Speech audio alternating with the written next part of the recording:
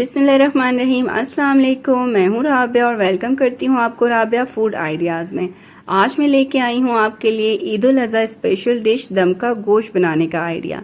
बहुत आसान और मज़ेदार डिश है ये, बहुत ही शौक़ से खाई जाती है। तो इसके लिए सबसे पहले हम लेंगे 700 ग्राम बीफ। अपनी मर्ज़ी के मुताबिक आप इसकी छोटी बड़ी बोटियाँ बना सकते हैं। एक बाउल लेंगे, उसमें ये बीफ शामिल कर देंगे। एक प्याली दही लेंगे, दही शामिल करेंगे।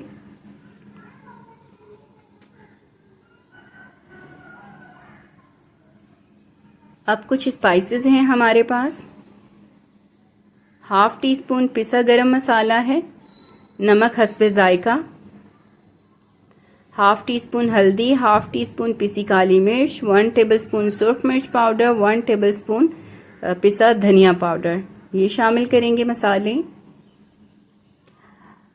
अब खड़े गरम मसाले हैं, हाफ़ टी स्पून ज़ीरा, 1 से 2 दालचीनी के टुकड़े, 2 बड़ी काली इलायची, 2 लौंग और 1 टेबलस्पून भर के अदरक लहसुन का पेस्ट शामिल करेंगे। 2 मीडियम साइज़ अनियन ले लिए, उन्हें फ्राई करके उनका पेस्ट बना लिया। 4 टेबलस्पून ऑयल शामिल करेंगे।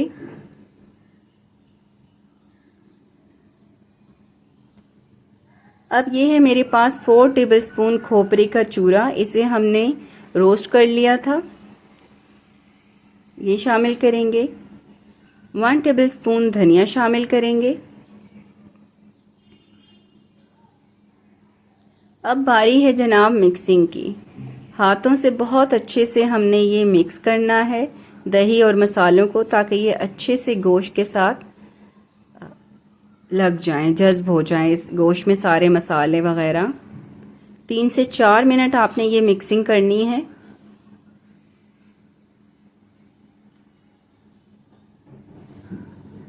आधे घंटे के लिए हम इसे मैरिनेट होने के लिए रख देंगे। आधे घंटे बाद हम इसका लिड हटा देंगे और अब आप देख सकते हैं कि ये कितना अच्छा मैरिनेट हुआ है, इसका ऑयल भी ऊपर आ गया है। एक पॉट लेंगे, फ्लेम ऑन करेंगे और ये मैरिनेट किया हुआ गोश्त हम इसमें शामिल कर देंगे। अब उसी बर्तन में जिसमें हमने मैरिनेशन की थी, उसी में हम 1.5 ग्लास पानी डालेंगे ताकि तमाम मसाले वगैरह भी ज़ाया ना हो।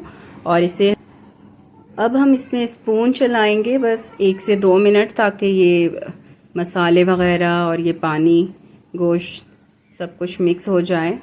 अब हम इस पे लिड लगा देंगे। 5 मिनट हम हाई फ्लेम रखेंगे, उसके बाद हमने 50 मिनट्स लो फ्लेम रखना है और दम पे इसे पकाना है। आफ्टर 50 मिनट्स देखें जब हमने लिड हटाया तो माशाल्लाह ज़बरदस्त कितनी शानदार लुक आई है। तमाम पानी खुश्क हो गया है, ऑयल ऊपर आ गया है और गोश्त भी बहुत बेहतरीन गला है।